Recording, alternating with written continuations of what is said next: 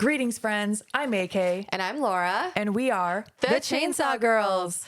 On today's episode, 'tis the season. It is. I'm even wearing little snowflake socks. Oh, cute. Mine are Oreos. Not very festive, but cookies and milk. Cookies and milk. I love it. I love you connected it for me. Immediately. So we're not quite in the holiday season, but we thought we should start introducing some holiday films. Yeah, at least the winter season. Yeah, winter. Exactly. Snow and snowflakes. Really exciting stuff. And snowmen. Do you like... I don't know why I said it like that. Snow people. The snow persons. Do you like winter? That's a loaded question because on one, yes and no. Yeah. I do appreciate a lot about the winter. I appreciate the relief from the summertime. Oh, okay. Yeah. And also I love the snow. I think it's so beautiful. I just don't want to drive in it. Oh my God, driving in snow is the absolute worst. Yeah, when I used to work downtown, having to drive on the highway when there was a blizzard overnight, that's miserable. No, same. I had to do the same thing. It was the worst. Or like driving to like a wrestling show in a blizzard for like $40. Do you remember doing that? Yes. Oh my gosh, how many times have I done that? Through Canada, actually. I remember being on like the 401 and there was a whiteout. Yeah. Like that. If you've never experienced that, I hope you never do because it's so scary. No, it is. An actual whiteout where you can't see anything. There's so much snow. Yeah, that's during the snow. That's like the snow belt. That the 401 hits the snow belt. Oh yeah, it does. And I remember like out of nowhere, you just see lights of the car ahead of you that stopped. I had to you can't slam on your brakes on the ice if you've never driven in snow or ice. Yeah. You can't just slam on your brakes. So like you let off the gas and I kind of had to swerve like almost into the ditch. Yeah, for real. I'm so glad I didn't get into an accident. That's so scary. No, it really is. I'm with you on that. Like I like winter until January. January, February. I don't know what it is, but those 2 months feel like a lifetime. Yes. You know what? It's because the holiday season is over and now it's just cold. It's just cold and dark and like it's the kind of cold, at least in Buffalo, it gets to that like in your bones cold. Look, we get hit sometimes with a lot of snow in Detroit, but nothing like Buffalo. You guys get blasted. Dude, there was one Christmas, I think 2 years ago, where we were in our house for like 4 days. We were lucky because like we didn't lose power. We were like one of the few houses that kept power and heat, but like it was really scary. There was a huge snowstorm. I mean, I'm pretty sure people passed away because being trapped in their cars and stuff, just horrifying. So I think you sent us a video in the group chat of the snow coming up like waist high at your door or something. Yeah, you like couldn't see across the street. It was crazy. And I had to take my dogs outside to pee and I would like try to like hold myself around them so they could go to the bathroom because the blizzard was so bad. So oh my gosh. That part of winter I don't love, but I love the snow. I love like the quiet of the snow. Yes. You know, there's like peace in that. Yeah. But I hate being cold. Like I fucking hate being cold and I feel like I'm always cold. I hate my feet being cold in particular. I always have to have socks on. Yeah, I always have socks on too. Like I don't know, people that just walk around without like socks, I don't know how they do it. Me neither. Can't do it. No. So there are many horrors to be had in just a regular winter, let alone if you have some type of genetically mutated snowman. Killer snowman. Yeah. We are talking about 1997's Jack Frost. Not to be confused with the Michael Keaton version of Jack Frost. That's like a kid's movie. I saw that movie. It's sad. I don't remember it. I know I've seen it, but all I remember is this version of Jack Frost. I saw the Michael Keaton one when it came out, and I remember even then thinking it was so sad. I was like, oh, this is not a happy Christmas movie. Well, neither is Jack Frost. Sure isn't. This version. So we're going to get into it. For sure. Okay, so would you like me to read IMDb? Please. Okay. After an accident that left murderer Jack Frost dead in genetic material, the vengeful killer returns as a murderous snowman to exact his revenge on the man who sent him to be executed. Jack Frost. Jack Frost, 1997. At the time of this recording, you can watch it on Peacock. You can also watch it on Tubi. I feel like if you can watch it on Tubi, that pretty much covers it. Like you can watch it for free. For sure. We love free. Free's great. This was directed by Michael Cooney, and it was also co-written by him as well. So interesting stuff. I always love when a director and a writer like when the same person, because you can really see their vision come to life. Yes.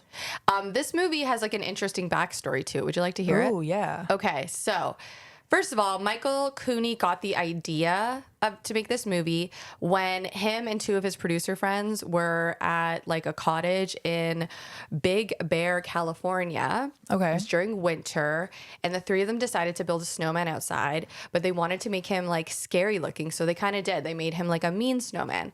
So they all go to bed, and one of the producers wakes up in the morning. I believe her name is Vicky, and she tells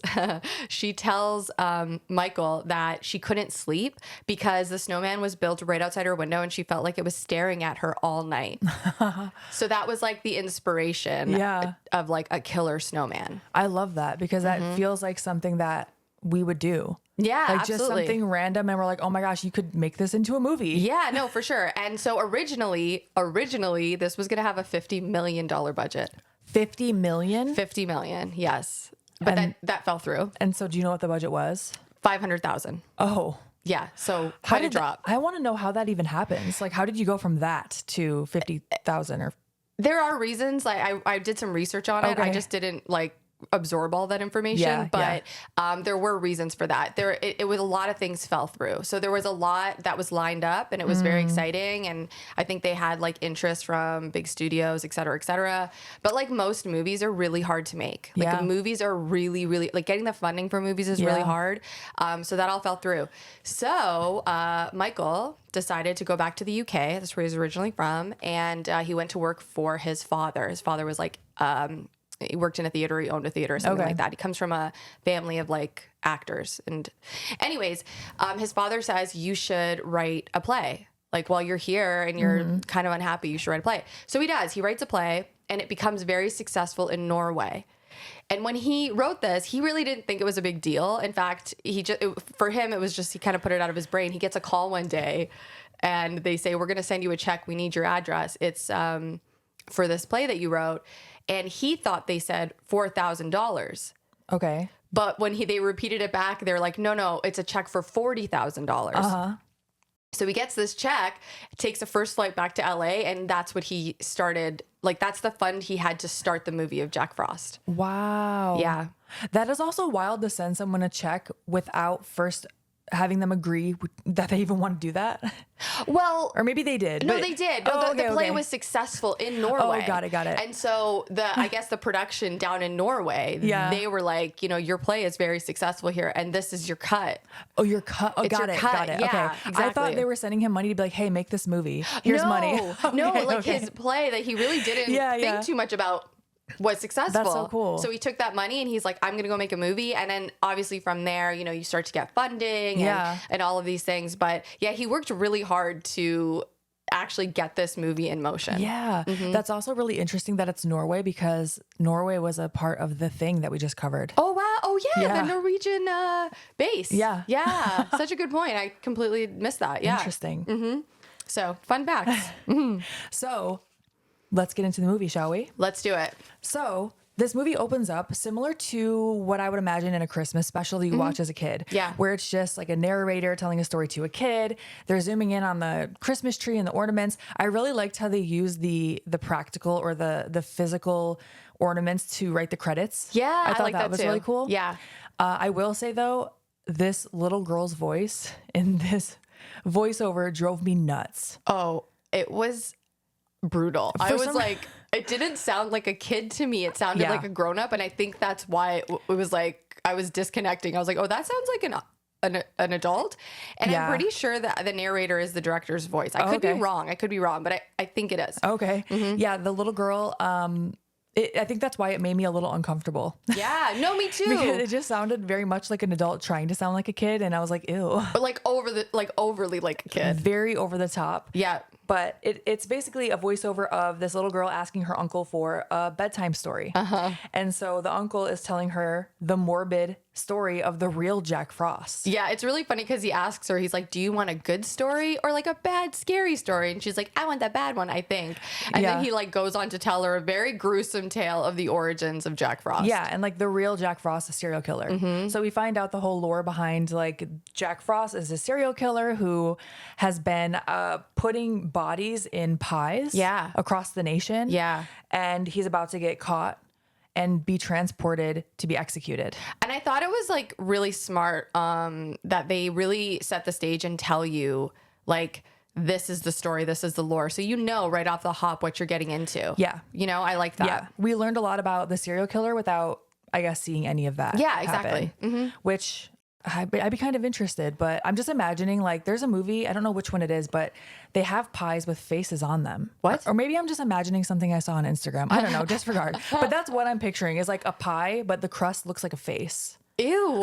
Ew. Oh, that sounds terrible. Like it's like eyeballs are looking up at you, like blood It's diner terrifying. style. Oh, I don't think it has eyeballs. I think the eyes are like just sockets or like shut. Ew. Ew. Is that even worse? Oh, it's gross. Yeah. That's what I pictured when they were talking about this. So I don't know. It would have been a cool practical effect had they done it, but it's okay. So we know why Jack Frost is now in the back of this van. He's handcuffed. There's a guard in there with him, and there are 2 guards driving this truck through a blizzard. Oh, yeah. It's scary. It was like flashback. I was like, oh, we've all been there. Yeah, and I think they might even have mentioned a whiteout where I was like, oh, that really sends me into flashbacks. It's so scary. No, very scary. Yeah.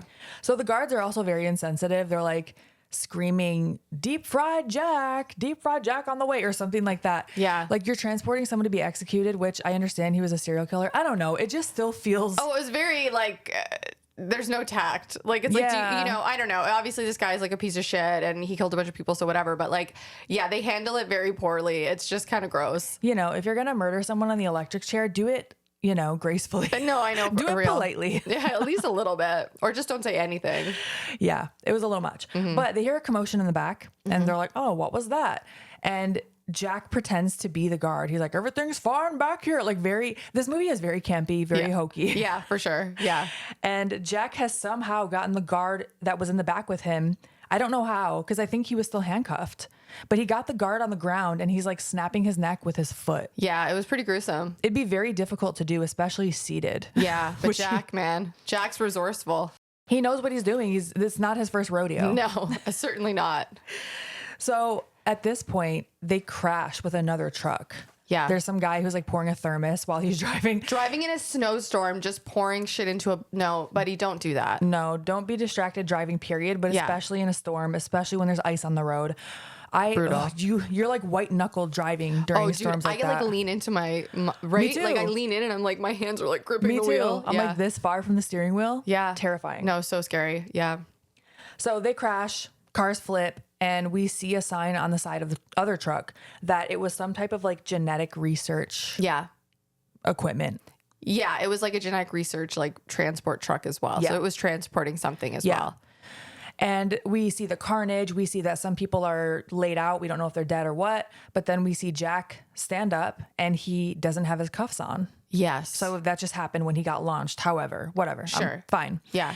We see that one guard did survive. One of the guards driving Jack's truck did survive. Can I point out when the guard like wakes up, the other guard who I presume is deceased, his legs are like kind of up in the air, like on top of the other guard, and the guard has to like move him. And doesn't he have like tinsel around his neck or something? Like he has garland around his neck. Yeah, he does. And I don't know where that came from. But but I thought it was really funny and odd. I was like, oh, this is random. But I see what this movie's about. They're really leaning into the Christmas theme here. Yeah, for sure. And Jack is taunting the guard and he's about to attack him. Yeah. And you hear a rumbling from this genetic research truck and it explodes, just basically like fire hose blasting Jack in his face with like a liquid. It's some type of clear liquid or toxic liquid. Yeah. And then you see Jack just start to melt, literally melt and like disintegrate into the snow. Like it like the same way acid would burn you. Yeah. Essentially. Yeah. That was gross. Yeah. Super gross. Neat effect. Yeah, it really was. Yeah. And then, so the snow starts rumbling after that. You see like a little cartoon of like cells, I guess. That are being, I think so. Like his DNA like merging with whatever. Yeah. And then the snow starts rumbling. And I just thought it was so funny. The cops started shooting it.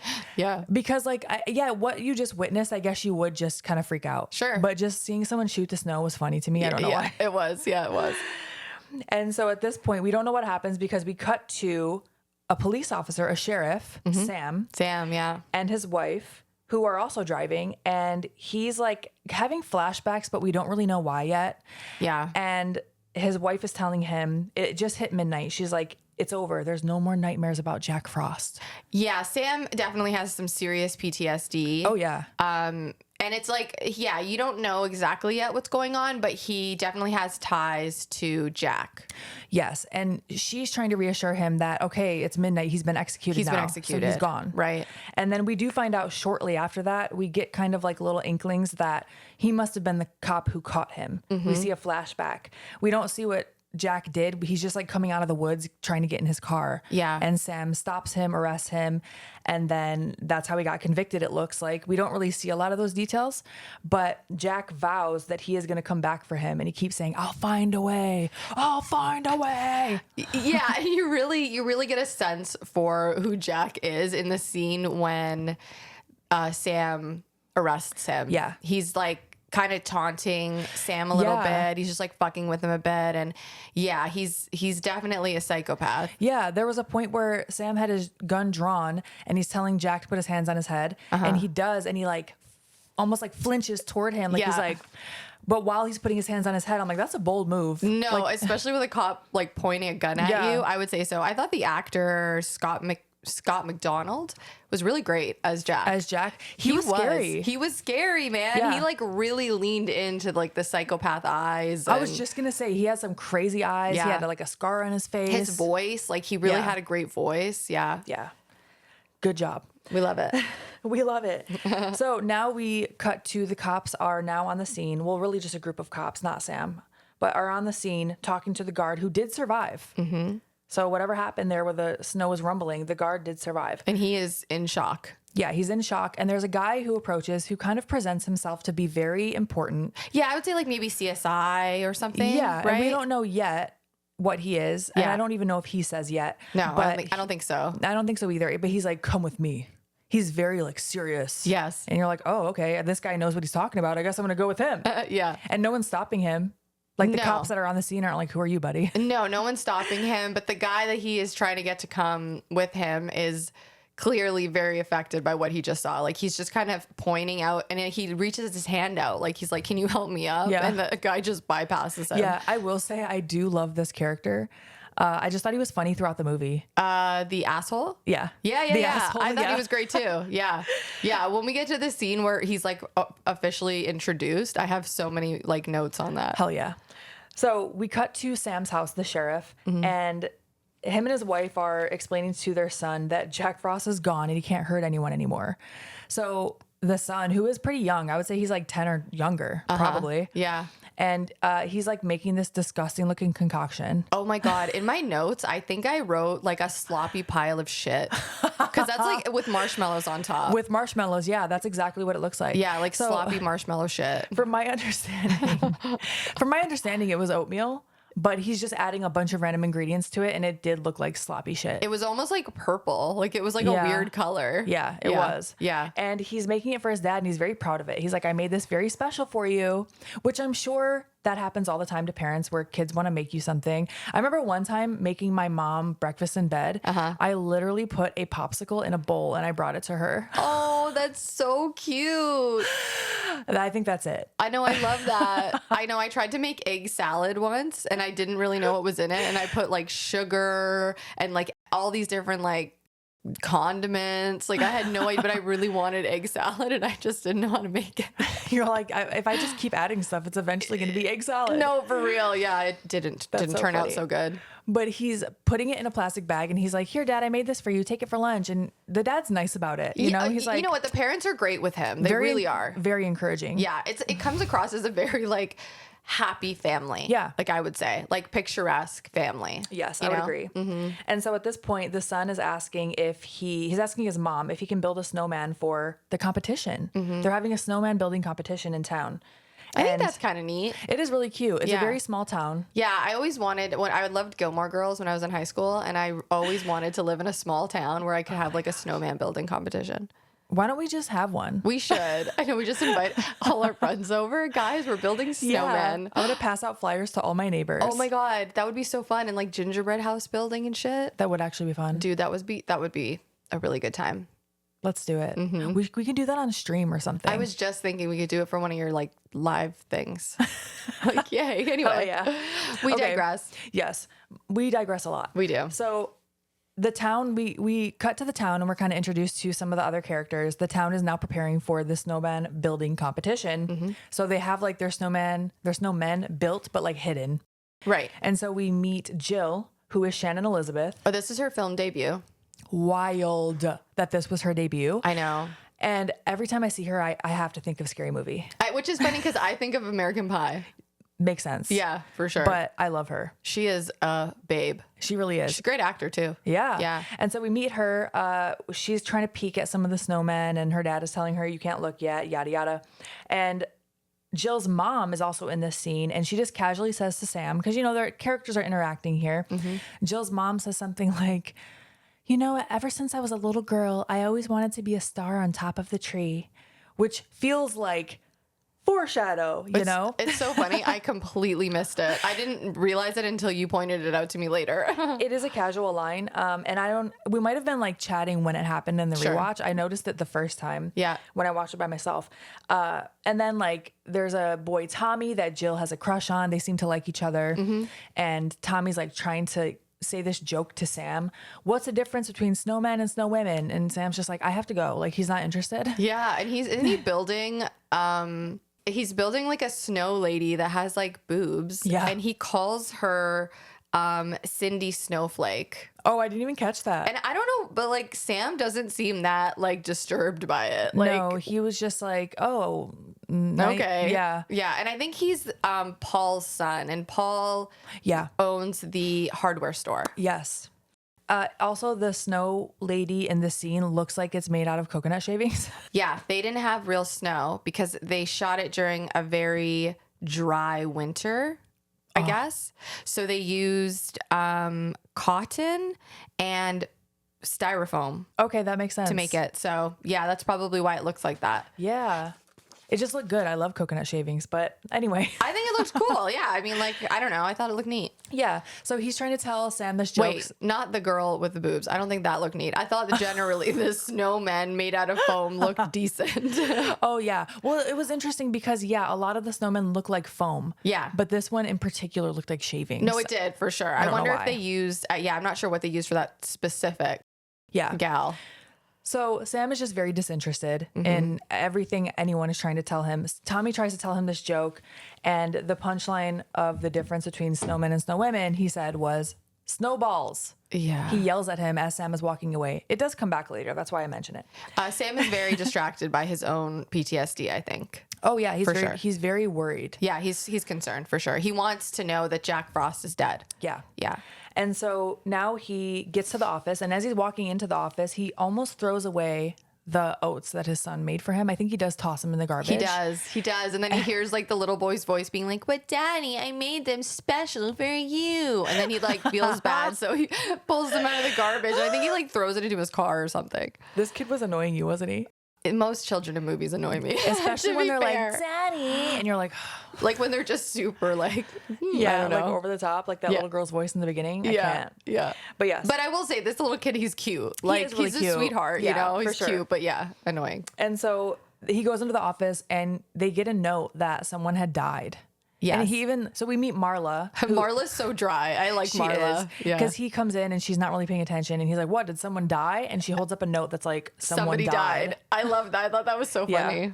There's a lot of humor in this movie. I do think they did a good job with that. Yeah, they leaned far into it with the budget constraints. So the budget they had a pretty tight budget, so they couldn't do the, elaborate dark theme that they originally wanted to. So they instead leaned into the comedy. That makes a lot more sense. Because what else are you going to do? Yeah, I mean, they want to get the movie made, right? So might as well have fun and get it done. They're like, all we have is styrofoam. We have to make jokes. Oh, they also only had one or two Jack Frosts. Like, wow. They only one or two. They had to use the whole movie. Even like throughout, like when they start doing stuff to him? Yeah. They That's only had one or crazy. two. Mm-hmm. Wow. Yeah. That's like respect. No, for real. It's for sure. Yeah. So Sam and some of the other officers, they get to Old Man Harper's house.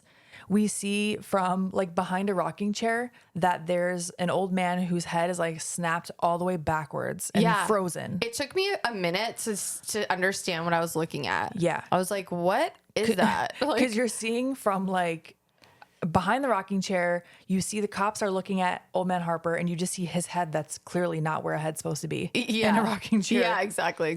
And so they're trying to figure out what happened. The coroner was saying that his head was snapped back, but there's no blood. There are no signs of a struggle. Yeah. That it had to be like a crazy force that just did it once and snapped his head all the way back. So it's very confusing. How did this happen? Yeah, exactly. Also, I love, like, there was a part where the rocking chair is moving. It's just kind of slowly rocking. And I didn't think anything of it. I was thinking the wind was doing it. Yeah. And Sam is talking to the other officers. And in the middle of his sentence at one point, he goes, "Will you stop?" Or he's like, "Will you get your foot off that chair?" So he was just rocking that chair with his foot the whole time with the dead guy sitting in it. Like, that's the kind of humor in this movie. Yeah. And I do enjoy that. No, it was very silly. So they also mentioned this is the first murder in their time on the force. So this is a very small, peaceful town. Yep, exactly. Sam is very adamant that the other officers don't tell anyone in town because it's going to cause like panic. Yeah. So he wants to keep everything on the down low. Yeah. Yeah. So Sam gets back to the office and he wants to call the FBI to ensure that Jack died that he got executed or that whatever happened. Yeah, because he can't fully focus on what's happening in the present time because all he's obsessing over is ensuring that Jack Frost is dead. Yeah. He has like a bad feeling in the pit of his stomach. Yeah. And I was wondering if he thought Jack had done that murder. I don't know. I don't know if he's pieced it together yet, but I think seeing that murder definitely made him go, okay, just in case, right? Like that PTSD, right? Yeah, thinking he broke loose or something. I'm not sure. Yeah. But he wants to call the FBI. There's already a guy, the guy we saw, the very serious guy we saw earlier, sitting in his chair. Okay. Yeah, now please. My favorite thing about this scene, okay, is that he's sitting at a desk. He's wearing all black, but he has a brown like gun holster around his like shoulders. Yeah. And like I just found it so funny because it's like, okay, we need to make this guy look official. Like he is like not a detective, but like higher than a detective. Yeah. And an official FBI agent would absolutely be strapped with one of those. You know what I mean? Like it just looked to me so like this is what an FBI agent would look like. I'm surprised he didn't have the jacket that said FBI on it, to be honest. Which now knowing what we know by the end of the movie, that makes even more sense when you think about it. Yeah, for sure. I just thought it was funny. I was like, oh my God, that's so good. Yeah. So we meet him. Do we know his name yet? I feel like we don't. I can't recall. He might have introduced himself, but I know that it's him, and he is also talking to his partner. He tells Sam that it's his partner who is a scientist. Yes, he is. I think his name might be Agent Manners. That sounds right. I think that's him. I think I have it later in my notes, actually. Sometimes when I'm watching these movies, I just write like the guy. No, me too. The FBI guy, the cop. I think last night I had kept asking you what people's names were. Oh, always. Whenever we do a rewatch together, we're always like, wait, what just happened? Yeah. Wait, who was that name? Did he say this? How did that person die? Wait, can we rewind? Yeah, because we're trying to like take notes and watch at the same time and make sure that we have the details correct. So, I wrote FBI guy is talking to some scientist, implying that Jack was his unintentional science experiment. So that's kind of like a little side conversation that they were having. Yep. And I know what my note said. Instead of naming this dude, the scientist, I just called him Nerd the whole time. Nerd, that's a lot shorter and quicker and more efficient. That's why I was like, okay, wait, he's really smart. Okay, I'm just gonna write Nerd. And honestly, like his reaction to some things was just cracking me up. My favorite part too, and we'll get into it in a little bit, but every time he's a scientist, okay. Every time the scientist is explaining something to the FBI guy is like, in layman's terms, but some of the shit he says isn't even hard to understand. Like it's pretty plain when he says stuff, and the FBI guy is always looking at him like sideways, like, you know, can you make it clear for the rest of us? Yeah. It was fucking killing me. He's very dry. In the scene, he also tells Sam that he is from the FBI. Yes, he does. He confirms that. So that's why I call him FBI guy. Yeah. And he does he tells Sam not to stress about Jack Frost, but he does tell him something to the effect of like they have something else going on. Yes. But he doesn't give him much information to go by No. or go on at all. It takes him a long time to come forward with the information. Yeah, he's a dick too. Like Yeah. he's just an asshole. And I even think Marla calls him an asshole. Oh, yeah. Yeah. That's a theme throughout the movie as well. For He sure. is. He is a dick, yeah. So we cut back to the house, and Sam's wife is getting home, the mother, and there's a giant snowman outside, like giant. A faceless giant snowman. Yeah, no decorations on it, just the 3 balls stacked up. It looks like, and maybe this was just the point of view that they shot it from, but it looked like the snowman was like as big as their house. Yeah, it was huge. So she gets in the house. The kid is cooking again. He's like, and he's made a ginormous mess. Yes, and she's like, what are you doing? He's like, oh, I'm making a special whatever. And she's like, I just finished cleaning from your special oats. Yeah, exactly. And also, I don't know if you noticed, but the kid was using like fake snow on the cookies. Oh no, I didn't notice. Like those weren't like sprinkles you put on cookies. That Yeah. to me, it looked like powdered fake snow that you can buy to like put on Oh, yeah. stuff, or like it would shoot out of like a thing Yeah. so it looks like snow. That is definitely what he was putting on those cookies. Well, this kid definitely didn't understand how to make anything edible, and we will find out that he chooses some interesting ingredients. he sure does. But yeah, she Like a little drop there. whoops. So she is like, okay, I just cleaned up this fucking mess. But anyways, you built a snowman. You should go put a face on it. Here's 2 carrots. Yeah. And he tries to tell her, like, I didn't build that snowman. And she just disregards it completely. Yes. She's like, take these carrots. Get the fuck out of here. She just wants him to leave. I think she's distracted. Yeah, she wants to. Well, now she's got to clean up the house. Yeah. And so she hands him carrots. I'm like, why do you hand him so many carrots? Like she goes into her grocery bag and immediately is just like, here are carrots. right. Like, Yeah. how many carrots do you need for a snowman?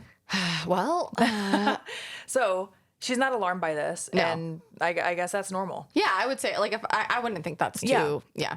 So we cut to basically like it looks like a town hall almost. And the town is at the station. A bunch of people from the town are at the station, and they're demanding answers about Old Man Harper. Yes. So word is spread fast. I don't know who told. Sam just said, don't tell anyone. But of course, it's a small town. Everyone wants to gossip because that's all they have going on. No, for sure. And like this group of people that are at the station, like they want to sort of like they're kind of like a mob. Like they want to be vigilantes. Yeah. At least that's how it comes across. Yeah, he even tells them, like, don't be vigilantes. Yeah, like please don't do this. And they all kind of begrudgingly are just kind of like, they leave. But And Paul, who is Tommy's dad, right? He owns whatever store. hardware store, yeah. Yes. He actually gets everyone to leave because he's like, you know what? I'm going to offer everyone a discount on ammo, like whatever discount it is. And they're like, all right. And they all leave. I love this reoccurring theme throughout the movie. Every scene, he is always offering people discounts. Like even in the most dire situation, Yeah. he's like, but if you come down to my store, I'll give you a discount. And I'm like, I respect the hustle. no, for real, that is a small town shop owner. Yeah, for like real. he's like, I gotta pay the rent of my business. Yeah. Like guys, come get the. And actually, later in the movie, he's like delivering salt to people. Oh, yeah. Yeah, he is on top of his shit. Even as the world is crumbling around him, he's like, don't worry, guys, I got it. He is a hustler. He is. So here we see that Joe is asking out Marla at the station as well. Oh yeah, Yeah, she's mean. She is mean. It's kind of funny though. I think it's supposed to be viewed as like, ha ha, ha, but I was like, that's kind of fucking rude. Yeah. Because he asks her out and she just sprays him in the face with hairspray. No, dude. At first, I was like, I had to like stop. I was like, did she just spray him in the face with fucking hairspray? Yeah. Like that would burn. Yeah. Have you ever gotten a hairspray in your eye? It Yes. does not feel good. No, or in your mouth. Oh, I got it in my mouth while I was spraying my hair this morning. Like, oh, it's the worst. It's so gross. So that was just like a little, I don't know, I guess just giving you some of the character's personality. Yes, for sure. So now we see that the son is finishing the snowman. I didn't catch his name. I thought it was Tyler, but Tyler is their last name. Dude, I didn't know what the kid's name was the entire movie. No. I think I changed everything from kid to Tyler until I realized that wasn't his name. I was like, well, until I saw Sam's name tag on his thing said Tyler. I was Yeah. like, oh, that's the last name. Okay, so the kid is the son, I'll say, is finishing the snowman. yeah, and he's like carving out a mouth Yes. with his like little tiny fingers. Yes. And we start to see the snowman's mouth is moving a little bit, but the little boy doesn't notice this. Yes. We're starting to see a little bit of a transformation. Yeah, like his face is shifting a little bit, and we're like, okay, this is probably not a good scenario for this child. I think he was even growing teeth at that point. Yes, like he was gonna chomp down on the kid. Yeah, as he was putting his hand in his mouth to like mold it, I thought he was gonna bite his fingers off. Okay, can I ask you a question? Yes. Was this the movie that I turned and asked you if this kid was gonna die? It was. Yes. I was like, please tell me this kid dies. It was like in the first, maybe the first time we saw him, I think it was before the snowman scene. You're like, please tell me this kid dies at the end. I was like, I don't know if you want the spoiler or not, but I don't know. I think it was when he was cooking in the kitchen. I was like, oh, gotta get rid of this kid. I was like, somebody. That's terrible. The most insufferable character, the son who just wants to build a fucking snowman Like, and please, cook for his dad. just chew his fingers off. Get on with it. Oh my God. So we see Jack start to form. And at this time, right before it looks like he is gonna like chomp his fingers off, a bully shows up. Okay, it's like a group of bullies. Okay, tell me this did not remind you of Kiefer Sutherland in Stand By Me. I could totally see that. Like greasers. Like, Yeah, I don't know. yeah, yeah. It was like textbook, like, hey, you fucking loser. Like, it was so over the top. the way that they spoke, it was just very cartoonish almost. It's hilarious, yeah. And so he comes up, he's just like, you know, bullying the kid. Yeah, because he wants to use, this is insane. He wants to use the kid's backyard to go sledding. Yeah, like it's a pathway that they were going to use for their sled. For their Like, sled. what? And the little boy is like, this is my house. Yeah. And the bullies are like, I don't care. Get out of my fucking way. Like, Yeah, they because just, they weren't even on the sidewalk, right? no, they were on his property. like in the driveway. Yeah. They wanted to sled down his back, like, I think down his, like, hill in the back. Yeah, that's wild. No, it's so weird. Could you imagine? Wild anyway. Like, get the fuck off my property. Yeah. Like, no, you go. You get out of here. Yeah. And so, they have clearly bullied this kid before. For sure, It's yeah. like a recurring thing. You can tell by the interaction. Yeah. And they're, like, older. I would say they're, like, a couple years older than the kid, At right? least the main bully. Yeah, for sure. He looks like a teenager. He's towering over him too. Yeah, it's so weird. It looked like all the kids were like, they could have been like 10 to 12 maybe. And this kid, this bully, the main bully, looked like he was like 14 or 15. That's what I thought too. Yeah. Yeah. So he says something like, oh, is this your snowman? And the boy says yes. And so he just takes his sled and knocks Jack's head off. Oh yeah. Well, Just one goes- swipe. Yeah. Boom. Just goes flying. Yeah. And then the scene is so funny to me. I know it is. He's gonna like hit the kid or something. Yeah. And then you just see Jack's body. Like you just see his arm go flying. So he like karate chops the kid. Oh, and the other kids have already like gone down the hill. So, Right, So they don't right. see really what's happening. Right. They're starting to sled. That is important. Yeah. Jack just like karate chops this kid and it knocks him over. And one of the kids, the other kids that's sledding, runs over the main bully's head. I totally missed that. I thought he slipped and the sled just slid into him and decapitated him. That's kind of what I thought too. I wasn't sure if a kid was riding it or if it was just a sled moving by itself. Yeah, I couldn't decipher that. Because it kind of looked like a sled by itself, but why would it have been? I don't know. Either way, this kid loses his head. He loses his head from a sled. Like, gone. And like it goes flying. Yeah, and the poor little boy is like, I mean, could you imagine? He's so distraught. He literally just yells, I didn't do it. Yeah, he's like, I didn't do it. Which, I mean, I would want to say that too. Yeah, and you can hear the kids yelling like, "Oh my God, he decapitated him" or Yeah, something. They're yeah. all like yelling. Yeah. Because it clearly looks like that. I mean, yeah. So we cut to now. They're in front of the house. Sam is being yelled at by The parents. By the parents. And there's like, there's police officers, the body's being taken away. And the father is very distraught. I mean, he's losing it and he's like, this is your fault and your psycho kid's fault. Yeah. And to be honest, like, I don't like this character. I think he's an epic piece of shit. Oh, yeah. However, I understood in that moment him just, coming to terms with the fact that his son just died and he's having like a breakdown. I thought the way that Sam handled it was really respectable. Like Sam just let him kind of unleash on him without, being too combative. Sam is saying to the bully's dad, like, there's no way that my son just beat up your son. Your son towers over mine. He's 2 feet taller than him. And you hear a quiet voice in the background go, not anymore, he ain't. I know you pointed that out. I love that shit. I love when there's just a subtle Like little a chirp in the back. Yes, and Yeah. you have to be paying attention to catch it. I love that shit. And I was like, how rude. No, that is so terrible. Rude is putting it lightly. Not anymore, he ain't. But it's so like observers like unsolicited comment. Oh yeah, it's just people standing on the sidelines watching. Yeah, like it's like watching a car crash. Like, what a piece of shit. No, horrible thing to say. Absolutely, but so funny.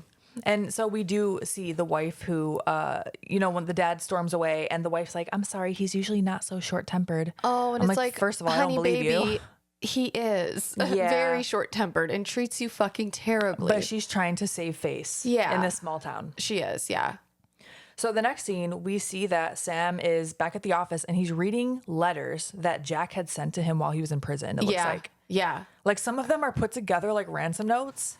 Yeah. Yeah. Which- It's interesting that Jack was writing Sam letters, which just speaks to how obsessed Jack is with getting revenge. Yeah. He's and obsessed. And Sam being so tormented by it that he's still reading these letters. No. And hearing Jack's voice saying, I'll find a way. Yeah. He's like reliving. It's just, he's got serious trauma. Yeah. Right? Like he's reliving it. Yeah. So now we see the bully's parents at their house. Yeah. And they're in the living room. The mom is she's just trying to like distract herself. She's trying to be festive. Yeah. And I also understand why the dad is like, how can you be festive at a time like this? Yeah. Like I understand that part, even though he's a total asshole. Sure. I mean, everybody grieves differently. I think she's in shock. I think it's pretty obvious that And she's probably denial. absolutely. Yeah. And here we learn that Jill, Shannon Elizabeth's character, was his sister. So Yes. that's also their daughter. Yep. Exactly. So Jill wants to leave the house. The dad's like, where do you think you're going? Which also, this part I understand. You Sure. just lost a child. You want to hold on to that other one, right? Sure. You don't want her just going out doing whatever she wants. But she says something to him right before she storms out of the door. She's like, the Lord has forsaken this house a long time ago. Because he tells her not to use the Lord's name in vain or something. Yeah. And He's like shaking her and shit too. yeah. And I thought that was funny because just coming from our background, like a Catholic household, like Yeah. imagine saying that to like your grandma or something. Oh man. Oh my God. Like Poor grandma. My grandma's would. Oh, it wouldn't be good. imagine the buckets of holy water she would have dumped on you. So at this point, Grams. I know, Oh, she's the best. we really see here that this dad is abusing the household. Oh. If nothing else, at least emotionally and verbally. Oh, he is such an asshole. He treats his wife so terribly. He tells her like, she says something to him. I think she says like something about like wanting to do something festive, or doesn't she say Yeah. something like that? And he's like, finish knitting Yeah. my scarf. And like he kind of storms out, and she asks him afterwards if he'd like a cup of tea. Yeah. She's like, I'm going to make us some tea. Like she's clearly just trying to like pretend everything's okay. Yeah, and also like to me, that is like a woman who's been in at least emotional and verbal abusive relationship for a very long time. Yeah. Because she's so meek. It just like Yeah. made me sad. Even though this is a very funny movie, Yeah. that scene, I was just like, I didn't want anything to happen to her because Yeah. I'm like, this poor lady has had a lot For happen real. to her, you know? Yeah. So this guy goes outside for a smoke and he starts hearing voices. yeah. And I really like how they did this because Jack is sitting right in front of him. He's full snowman form and he's taunting him. He's saying things to him. And the guy's looking around the snowman because why wouldn't you? Yeah. He's like, who is that? I think he thinks it's Sam coming to like apologize. And every time he hears a voice, he keeps looking around the snowman. Yeah, like and then eventually he grabs an axe and he's Yeah. like, "Let's go! Come on, you want to go? Let's go!" And he's like peeking around Jack. Yeah. but we obviously know the voices are Jack. Yeah. So he peers like around Jack, and he has like his back to him. And then Jack grabs his axe Yes. and does not what I thought he was going to do or what one would do with an axe. He shoves the axe down the guy's throat handle first. Yeah. So he's laying on the ground with just the axe, the head of the axe, like sticking out. Yeah, I thought that was very creative. It was. And also I have to say, like when he grabs the axe, it looks like a big like oven mitten. It does. Like a white oven mitten. An oven mitten. I love how you say that. It does. It does look like a giant mitten or oven. I was gonna say oven glove. An oven glovin. Why don't they call it that? Never mind. I might want to cut that out. I don't know how I just said We're that. not cutting it. Okay, we're not cutting it. But yeah, I thought that was a very creative kill because they could have easily just like decapitated the guy or cut him in half or cut his body in half or something. And instead, they're like, no, let's shove this like handle down his Yeah, throat. yeah. Wild. So we cut back to the mom. She's in her living room. She sees a puddle in the house on the floor, and she's pissed. But just kind of like, oh, I told you not to do that, like that kind of, you know? Like I wouldn't call her like her level of anger is like pretty minuscule. Yeah, I think piss is probably too strong of a word. Yeah, she like was she's just, miffed. I was just gonna say, was it peeved? She's a little peeved, yeah. Man, I'm peeved. I'm just, what did you say? Miffed. Miffed. I don't even know if that's a word. I think it is. That sounds right. So she sees the puddle. She's not happy about it.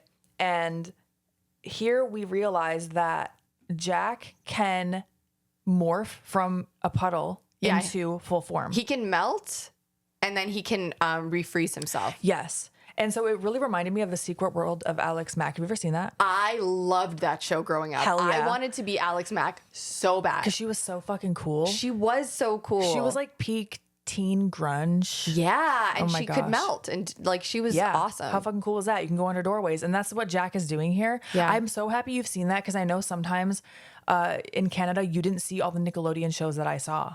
Yeah, it was on YTV. It was on Yes, YTV, and okay. I thought it was a Canadian show. I was might have been. I don't know. Because Are You Afraid of the Dark was. Oh hell yeah! And it I never was. knew. I never knew that was Canadian because we always got it. Yeah, Yeah. I love Are You Afraid of the So Dark? good. I still love it. I still love it. Yeah. I have the whole series on DVD.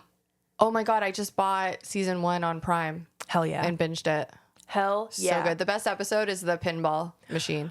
My favorite one is, I think it's called Dead Man's Float. And I don't know what season it is, but it's the one where the skeleton looking creature that has like red, I don't even know, skin like falling off of it is coming out of the pool. Whoa, I don't remember that at It's all. the most terrifying one in my opinion. Whoa, I don't remember it.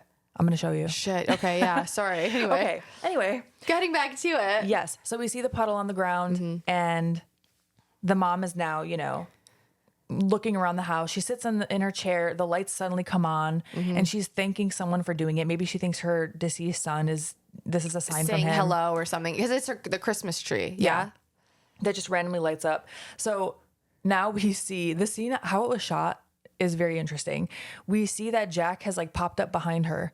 He starts wrapping Christmas lights around her neck, and how it's done, you keep seeing like a shot of just Jack's hand like passing by the camera. Yeah. And then it's interesting. Yeah, it's how creative. it looked. It's a creative way of shooting is. it for sure. And there's one shot that's just zooming in and out on Jack's face. I was like, this is a way to do this, I guess. This is a choice. Yeah. Shoves a bulb in her mouth, like the ornaments. Yeah. Right? Like slams her jaw shut. So she's like biting down on this glass, I'm assuming, especially in the 90s. There were still probably glass ornaments. For sure, for sure. And smashes her face into more bulbs repeatedly. Like it's like when you like grab somebody by the back of the head and start smashing them on the ring apron. Yeah. He was doing that into like a box of bulbs. Yeah. Yeah. And we just see like the back of her I head. love that we both started doing the I know. not only the motion but the sound effects. know. Like what?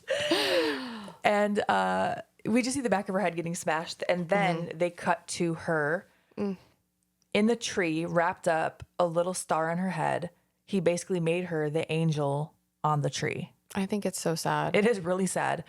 It was foreshadowed earlier in the movie that was going to happen. Yeah. She wasn't quite atop the tree, but She was like stuck in the middle. she was the angel for sure. She had a little Sure. halo thing. I felt sad for her. Yeah, It was she- a great kill though. For sure. I thought it was pretty creative. Yeah, I feel like if anyone deserved all that, it was the dad. Yeah. Not her. Yeah. Oh yeah. I didn't want anything to happen to her. I was like, oh, but Yeah. this is Jack Frost. His He doesn't care. No, he doesn't care. No. I mean, the dad, that was brutal too, but I don't know, it just wasn't as like torturous. No, she was like, it almost felt like he was like punishing her for loving Christmas. I know.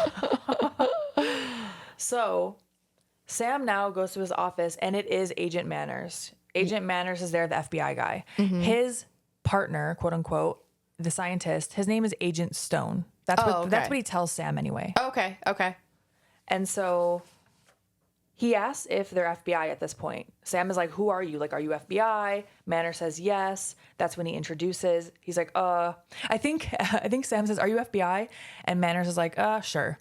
Yeah, he's very like secretive. Yeah, but He's very secretive. He just wasn't, I certainly would have had more questions. I'd be like, what do you mean, sure? Like, Yeah. are you FBI or not? I don't think he respects Sam even a little bit. No, and I think he's using that, and he probably realizes that Sam isn't the most confident person. Absolutely. And he's taking advantage of that by just taking charge and, seeming confident. And he's like, do this, do that. And Sam's just like, okay, I guess I will listen to this FBI guy. Yeah. They seem legit.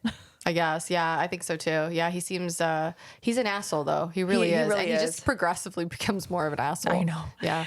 Sam at one point says, does this mean the case is being taken out of my hands? And Manners is like, it was never in them, Sheriff. Yeah, because they're talking about the old man that passed away. Like the FBI agent won't give Sam much to go on, but he does say something about the old man's death having some significance, that there's some connection there. Yeah. Mm-hmm. And here they go to the scene where they find the mom in the Christmas tree and the dad outside with the axe in his mouth. And Stone confirms there pretty much to Manners, like kind of on the side once again, that he's like, Jack must be able to freeze and unfreeze at will. Right. Yes, because yes. Meanwhile, Sam is outside with the other cops and they're trying to figure out, how did footprints go through this locked back door? Yeah. There was only one key. The dad had it in his pocket. Mm-hmm. So it was someone with the key, but there isn't another key. There's no footprints. There's like, I don't know. Well, there was footprints, but it was going through the locked door. Yeah. So it's like the lock wasn't damaged. It so didn't make any sense. Yeah. Yeah. But Manners and Agent Stone, on the other hand, they, on their little like side note, they are figuring out what's happening. Yeah, they know. Especially the scientist dude. Yes, because this is all his doing, pretty much. Mm-hmm. Unintentionally. For sure. Yeah.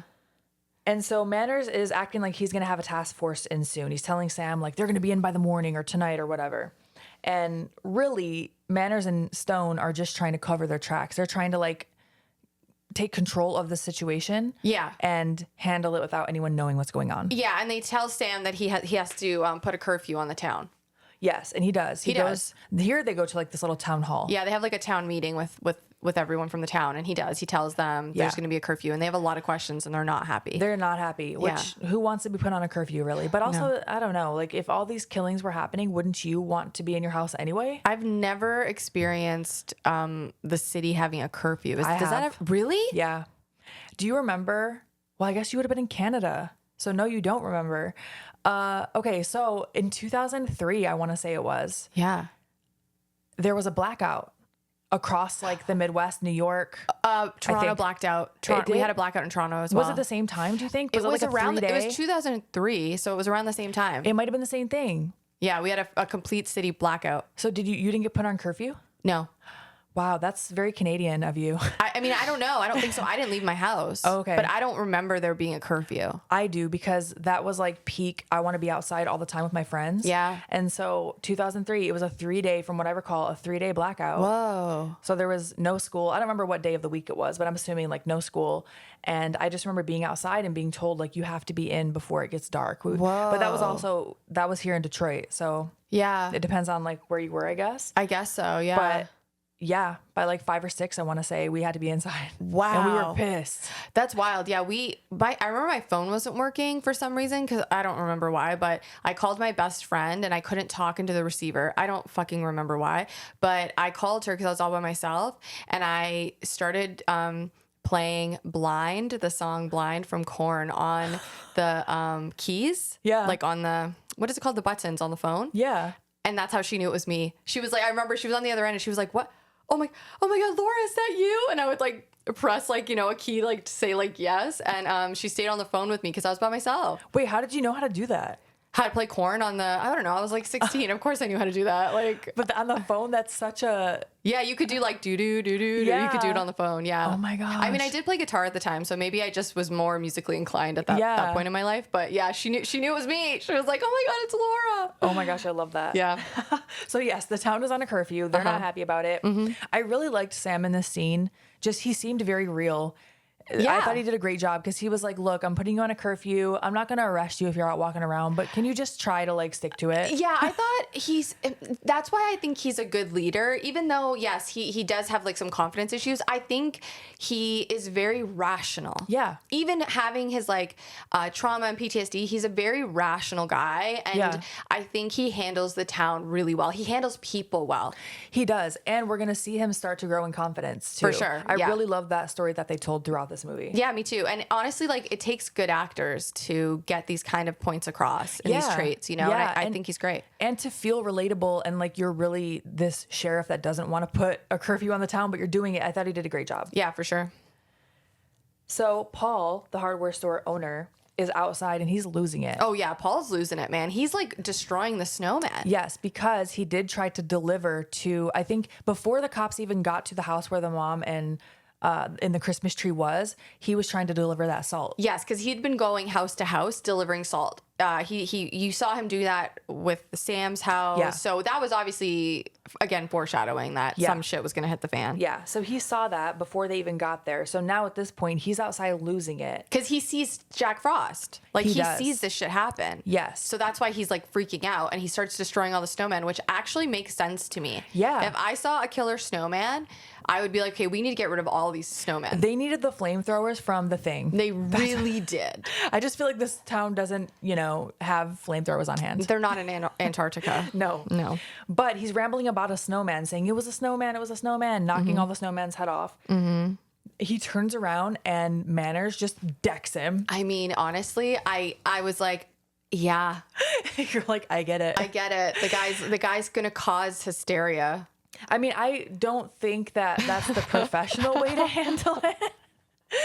They probably could have, restrained him differently. Sure. But also Manners, we're going to find, is maybe not the professional we thought he was. No, for sure. And also, we have to remember there's a killer snowman on the loose. I can't imagine people are thinking very, like, professionally, right? It's just like, we need to get this guy under control right now. And knowing what Manners knows, which is even more than what the town knows. For sure, for sure. And so Sam, though, he, again, he handles Paul really well. Mm-hmm. Like, he wants to actually talk to Paul and find out what's going on reasonably. He's not aggressively, going at this. Yeah. Yeah, he's like the voice of reason. And so Sam is sending one of his officers out to check on what Paul was talking about, right? Yes, absolutely. It's Chris. This is the Chris. officer. Mm-hmm. And Chris is not happy about this. He does not want to go. No, he doesn't. He's like, yeah, okay, send me to go look at the creepy snowman. Like, he's very, I would be scared too. Yeah. He wanted to put himself on another case. He's like, oh, I'll go with these people. And Sam's like, no, go do this. Yeah, and Sam's like, go look for the killer snowman. Or whatever he says. He tells him to go look. Yeah, go check it out.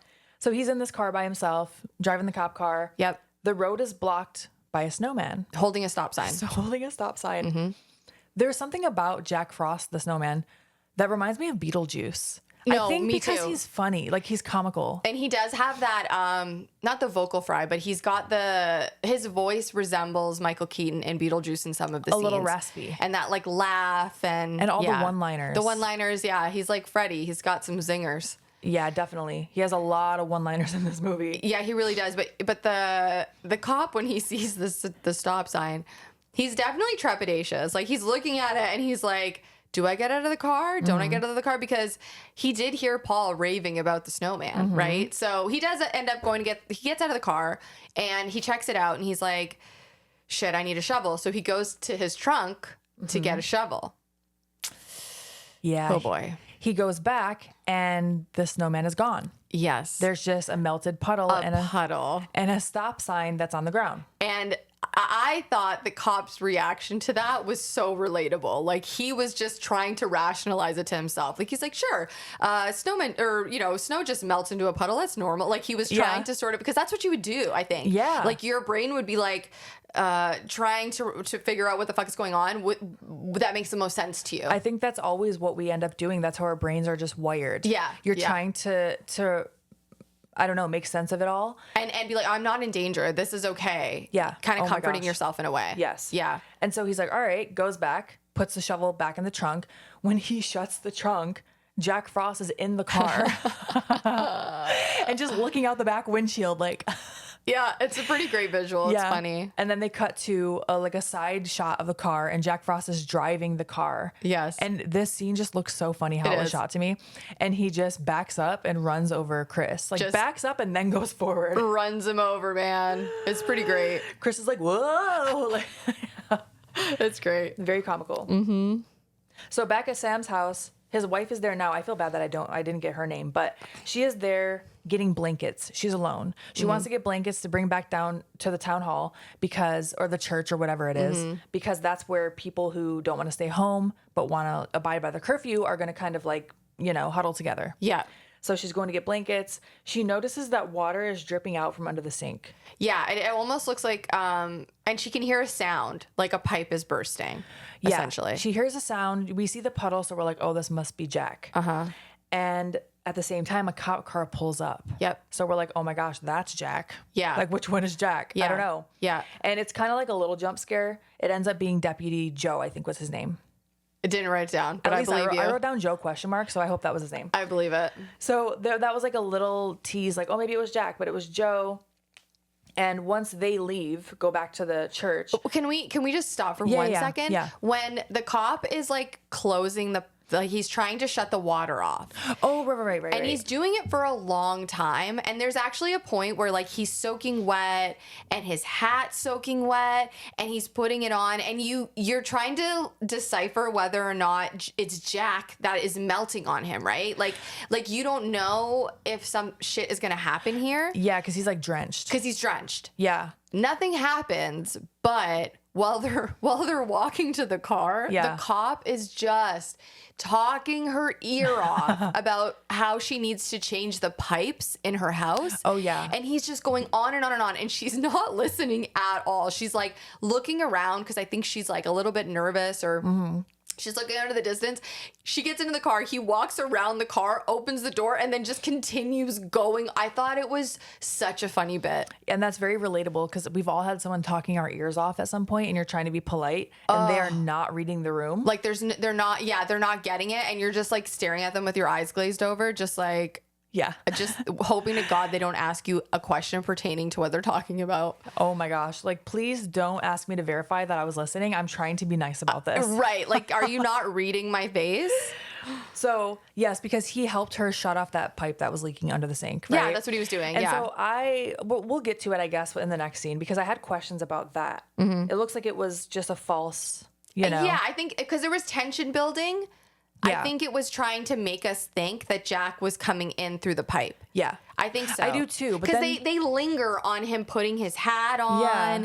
and like they linger on all of that. So I think it was trying to make us think that it was Jack getting in the house. But then what happens next makes me think it was. It probably was, but he doesn't do anything at that point. Right. He doesn't do anything there. Yeah. So once they leave, we see that Jill and Tommy are hiding outside the house, like behind a pine tree. Yeah. And Tommy's like, I don't want to do this. Like, why are we doing this? This is Deputy or Sheriff Sam's house. Yeah. And Jill's like, come on, Tommy. So Jill doesn't want to go home, obviously. Her parents are there, but she wants to, Well, she doesn't know her parents are dead, so either. Yeah, she doesn't know that. She thinks No. that they're home, and she obviously can't bring Tommy there. Okay, but can I just ask you a question?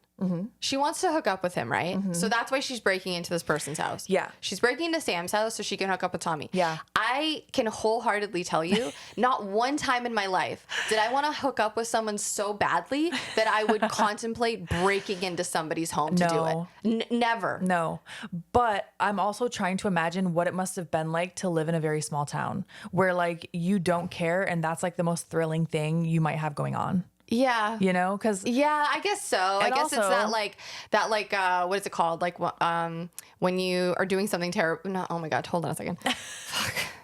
When you're like doing something that's like Forbidden? risky. Yeah, like taboo. Yeah, it's like risky. There's like a thrill to Yeah. it.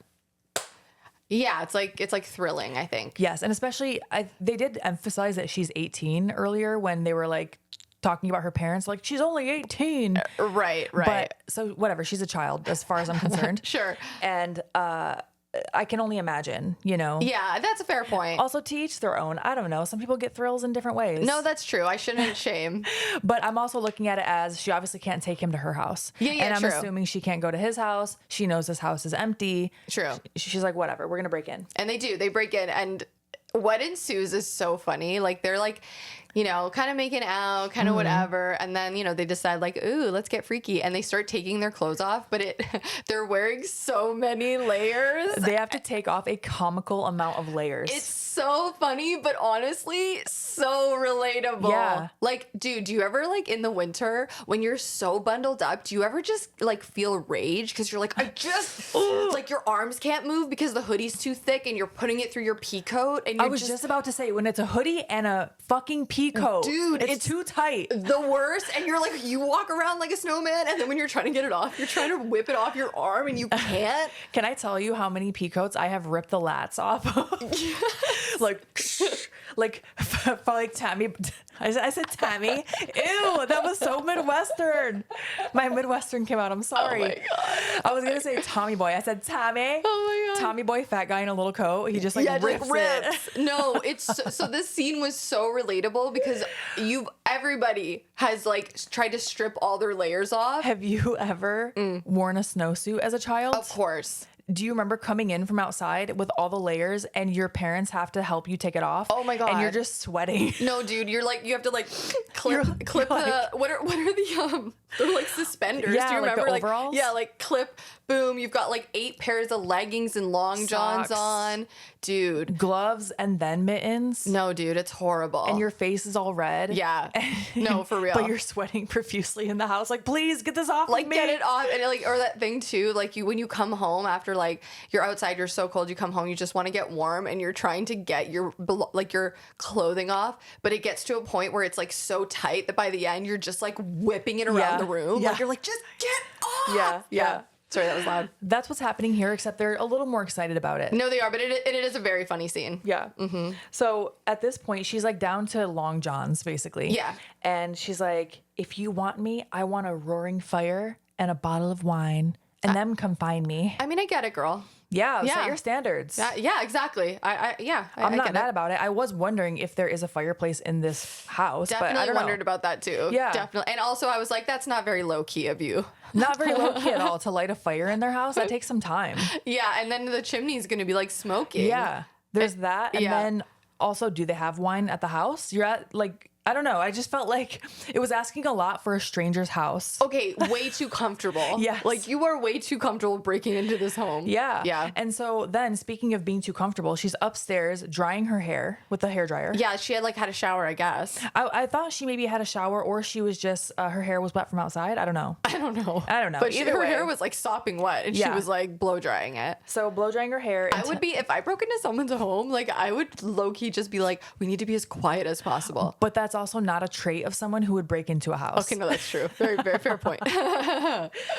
I think that it takes a very dangerous person to break into a house. Yeah, Especially definitely. maybe not in a small town because she already knew his house. Yeah. But like I have heard that like the most dangerous people are ones that do home invasions if they don't know what they're walking into. Whoa. That's wild. Like if you're bold enough to do that, Yeah. you're bold enough to do a lot more and to escalate that. No, for sure. I've only broken into one person's home, but it was my best friend. Okay. And it was my best friend, and I was locked I was out. like, do you want to confess this right now? I was locked out, and I snuck my skinny ass through one of her windows. Oh, okay. And I called her mom, and I was like, hey, I just want you to know I kind of broke into your back window. I needed to come inside. And she's like, oh, it's okay. Like, we laughed about it, Okay. but that's the only time I've ever, like, She's like, okay. I think. She's like, I need to up the security. Got it. I know, right? She's like, I should put some locks on those fucking windows. I never broke into anyone's house or out of mine. I was kind of lame in that aspect. Like my brother would jump out through the window. Whoa. But I just was scared to do it. And one time I snuck my friends in through my window. Oh, yeah. Like they broke out of their house. Sure. I say broke out like they were in jail. They snuck out of their house and Yeah. I like dragged them in through the window. Yeah. But that's about it. Did you ever, like, sneak boys in?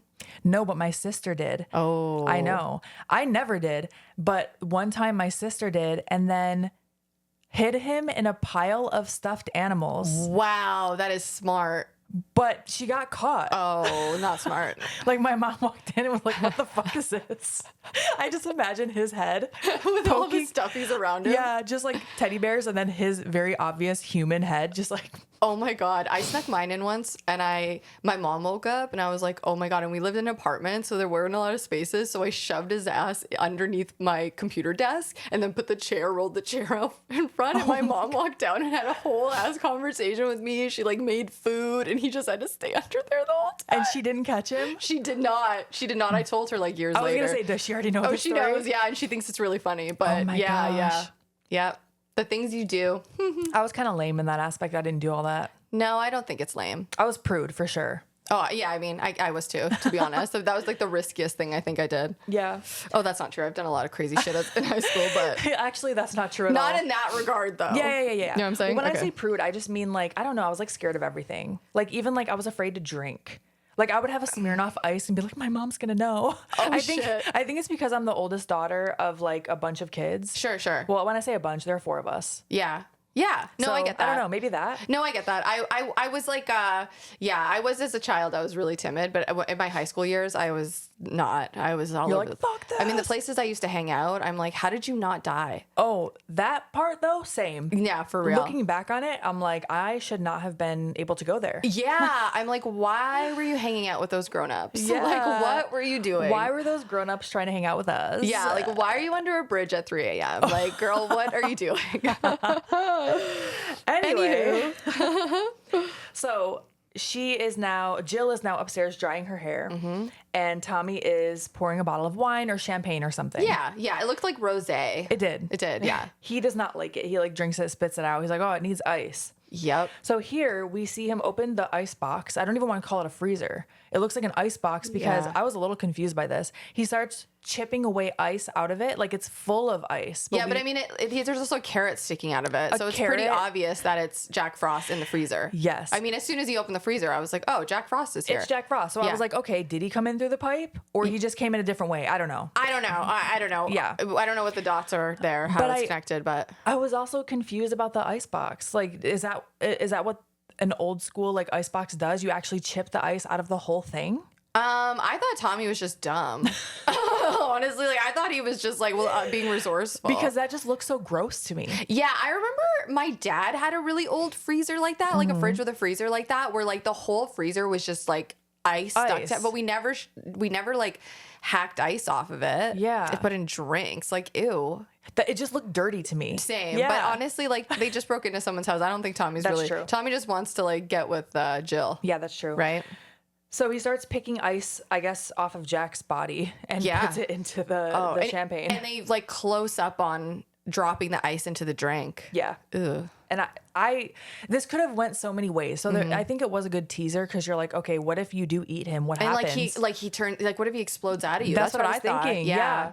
So Tommy hears something outside at this point, and he drops to the floor because obviously he doesn't want to get caught. He didn't even want to be here in the first place. Yeah, it was definitely Jill that was pushing for this. Yeah. But he's like, it's beyond just getting caught. He starts reaching up into the drawers and grabbing random things for weapons. So I'm like, what did you think was happening? Like you thought someone was coming to attack you? Oh, I guess he was scared because they know a killer's on the loose, right? Yeah, I forgot about that part. And I thought it was pretty funny that he's like sitting under the like behind the sink and he's kind of reaching behind his head in a drawer and he's trying to find a weapon, but he keeps pulling out. It's another great bit. He's Yeah. pulling out like a pie, Like an egg beater. yeah. Like a pie cutter thing. Like he's going and it just keeps grabbing the wrong stuff. And Yeah. then finally, I think he gets like a screwdriver or something. I thought it was an ice pick, and I was also Oh. confused because I'm like, didn't he just have an ice pick? Oh yeah, maybe. I don't know. I thought it was a screwdriver, but you might be an ice It pick. might have been.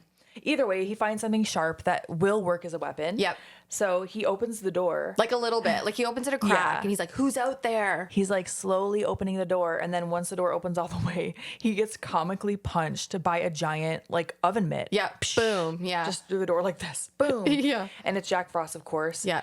Tommy starts stabbing him, which I'm like, good for you. Yeah, take action. Yeah, he fights back. Jill doesn't hear this because she was listening to music upstairs. Yep. By the way. And the blow dryer And the too. blow dryer. Yeah. I don't even know why she'd have the radio on while whatever. Yeah. So Jill's questionable. she is, especially next. But Tommy starts stabbing him. And here was a great one-liner from Jack because he's like, "What are you?" or "Who are you?" Probably "What are you?" And Jack is like, "The world's most pissed off snow cone." And how Great he line. says it was really funny. Great line. Yes. Yeah. Starts like shooting things out of his body. Yeah. He impales Tommy with. We didn't know if it was his nose or icicles for sure at some point. Yes. But I don't know if he also like threw his nose. Yeah, I couldn't figure that out. And we just didn't rewind it. Sorry. Yeah, no. We could not figure it out. And then we just went, we'll just keep going. But icicles for sure by the end, because he's still stuck through the wall with an icicle. They show like the back of his head or something. There's on the other side of the wall where he was stuck. So that's why I thought maybe it was his nose, like you said, because I think he pulled it out of him. Yeah. Because they show the back of the wall and you can see his like open wound like pulsing. Yeah, which is really it's pretty gross. gnarly. Yeah. So Jill notices that a bath is drawn and she's immediately like, thanks, Tommy. She thinks Tommy did this for her. And she jumps right in the bathtub. She is having the time of her life in this bathtub. Okay, you pointed out to me that she had just blow drew. She was blow drying her hair like 5 minutes before this and then got in the tub and immediately dunked her head underwater. Yes, not just got into the bath, because you can take a bath without getting your hair wet. I never get first of all, I don't fuck with baths. Like, ew. I can't. You're just laying in your own filth. Like, I will say I do love a bath, especially an Epsom salt bath. It's just really relaxing for my muscles when they're really tight. Yeah, Blade loves them. But also they can be gross. I don't use them to actually bathe myself. I usually, if I do take an Epsom salt bath, I have to shower after. Right. Yeah. I don't know. Baths just aren't for me. Yeah. I did go in a jacuzzi. That was like a big deal. Blade was so like, oh my God, you're actually going to go in the jacuzzi? He's proud of you. He was like, he was like very excited. Yeah. And I was just like, yeah, okay, I'll get in the jacuzzi. No, I understand. I don't like it. I understand. It weirds me out. It just seems very dirty, especially if it's a jacuzzi other people have been in. Oh God. Sorry. I can't. You're like, even baths in general. I'm like, ew. yeah. But she's having the time of her life. She is loving it. She's like a mermaid underwater. Yeah. She's like having a great time. And she does not care that she just blow drew her hair. I would be pissed. I'd be like, oh my God, my hair is wet. You know how annoying it is to blow dry your hair? But she was all the way under, like slick back hair. Oh yeah. So at one point we see a carrot float up in the water. And she's like, Tommy, no. And she's like, don't put cold water in. So we know what's happening. And it starts getting colder and colder. This is the craziest scene of the movie. And this is the only scene that I remembered from watching it a long time ago. I don't even know how we're going to unpack this. So basically what happens is we see Shannon Elizabeth and Jack Frost start to emerge from the tub from like a faraway shot. So we see like them from the side, raising up as Jack Frost is freezing. Yep. And it looks like they're hugging. We'll just say that. Yeah. You're like, the way Laura's looking at me right now. Yeah. Is she screaming? Of course, regardless, she'd be screaming. Because her arms are like stuck in him. Yeah. Right? Like, yeah, he's grabbing her around. I think she can't even move her arms. She can't, I think, because didn't he like kind of grow around her? Yeah. So like she's frozen to him. So she's stuck. He starts slamming her against the wall and they're just going back and forth and back and forth. And you don't really know what's happening here. And by the end, I was like, wait, is he assaulting her? Is that what's happening here? Yeah, that's what it looks like. It does and it doesn't. Yeah, I don't know. I saw an interview with the director and he kind of says that wasn't the intention. But that's what it looks like. I mean, obviously he's assaulting her. What I meant was sexually assaulting. Yeah. But either way, he's assaulting her. No. Yeah. I think I understood. Yeah. Like the director doesn't, but he also like kind of says like, that wouldn't fly today. Absolutely, it would not fly today. It's something else, man. Yeah. I don't know. I don't even know how to like unpack it. Yeah. It's just disturbing. Either way, he's attacking her and she does die from it because he is slamming her against the wall. Yeah. The only reason that I think that there's no way that they were not implying sexual assault there is because afterwards Jack says, well, Christmas came early, first of all. And then even further, because even there you could say, oh, it's just him being silly. That wasn't supposed to be a play on words. But then he says, I hope it was good for you. Yeah. And I'm like, okay, that confirms it to me. I certainly think so. Yeah, for sure. I think so. But I'm just going off of what I saw and heard. Yeah. So I don't know. Right. I don't know. Either way, it at least, I guess, I don't know. It also could just look like he was slamming her against the wall. She died. Yeah. Okay. I will say, just since we're talking about the scene, so half of that scene or part of that scene was shot in a real washroom, and then the rest of it was shot like in a set, basically a built washroom, and they built like the tub and they cut a giant hole out of the bottom of the tub so that the stunt the stunt double or the stunt man that was in the suit of Jack could come up through the bottom. That makes so much sense. So Yeah. they basically had to come up through the bottom together. They did. Okay. Yeah, and so they had to do that like on a sound stage or whatever. Yeah. But yeah, they had to cut a hole, and then the stunt man came up through it. I'm envisioning that, like how that would have looked. That is cool. It's kind of neat. Yeah. I mean, the scene alone it's pretty, I don't know. I don't even know what to say about it, but just the way that I don't know. I love behind the scenes. I love how like understanding and learning about how they shoot things. Yeah. And I just thought that was like creative. Yeah, it absolutely was. Yeah. And we can move on from it. Yeah, please, can we? So we're back to Sam and the FBI people, quote unquote. And Marla is telling them that a storm is coming in. It's always a storm is coming soon. And they know Always. exactly how many hours until the storm is going to hit. And she's saying in an hour, you're not even going to be able to put a snowplow through the streets. And Manners is like, so you're telling me I can't get my men through here? So we're already establishing they're kind of going to be on their own. Yeah. And Agent Stone, the scientist, says that to Manners privately, once again, that conventional weapons won't be able to touch Jack Frost. Yeah, he's like shooting him isn't going to do anything. Yeah. So here we see that Chris's car, the other officer that got ran over, that his car pulls up, but they don't find him inside. And Sam is like, well, wherever he is, he's soaking wet because he felt the seat. Yeah, so they realize, oh shit, that's Jack Frost. Or Jack Frost has been here or whatever. Well, at this point, I don't think Sam knows yet. No, but the scientists do. Yes, yeah. they know. They know for sure. So at this point, there's a little jump scare. Well, really just for Marla at the very least. Jack pops up. They finally see Jack Frost. This is Sam and Marla for the first time getting confirmation that something weird, supernatural, whatever is happening. Yeah. The FBI guy, Manners, sorry, I wrote FBI guy everywhere. It's all good. Shoots his head off. And he's like, I thought you said conventional weapons won't kill this thing. But of course, Jack pops right back up. Of course he does. He's fine. Yep. So finally, I keep saying FBI people, Manners and Stone finally tell Sam and Marla what's going on. Yep. So now they know. He can only be hurt in his frozen state, we learn. So, because they like start shooting at the puddle at one point, which I also thought was just a funny visual. I know, I thought that was pretty funny too. Yeah, but he can only be hurt in his frozen state. So we've established that. Sam uses a hairdryer on him, which is working. Yeah, yeah. But it gets unplugged. It gets unplugged, yeah. Because are they in the station or are they in the church? I honestly don't even know which building they were in, but I know at this point. It was the station because Paul is locked up in the basement. Yes. Yeah, so they're in the station. Okay. Yep. So Stone, because he's a scientist, he very clearly wants to preserve Jack. He wants proof. Yeah, he wants proof that there's that souls exist essentially. Yeah, he actually went into a whole tangent about that I found very interesting. I did too. I liked that they at least explained that Stone really wanted proof of the supernatural, or at least at the afterlife. Yeah, and it could have just been his own like ego that he's like, I want to prove that I'm not crazy. True. But I also found it interesting where he says the soul is cellular. Yeah. I was like, damn, because that is a debate. What is the soul? Is it the heart? Is it the brain? Sure, yeah. Is it a spirit, quote unquote, that lives inside your body? Yeah, right. But he, like, maybe it is cellular. I just found that very interesting. Yeah, I found it interesting too. Yeah. So, long story short here, they're in the station. They decide to tape a bunch of aerosol cans open to spray all in the station, and they're going to blow it up. Yeah, because they think that'll destroy, they think like fire will like destroy Jack Frost. Yes, and he's in there. He's trapped in there. Similar to The Thing. Yeah. So they realize, of course, they get to the window, and Sam forgot his keys in the door.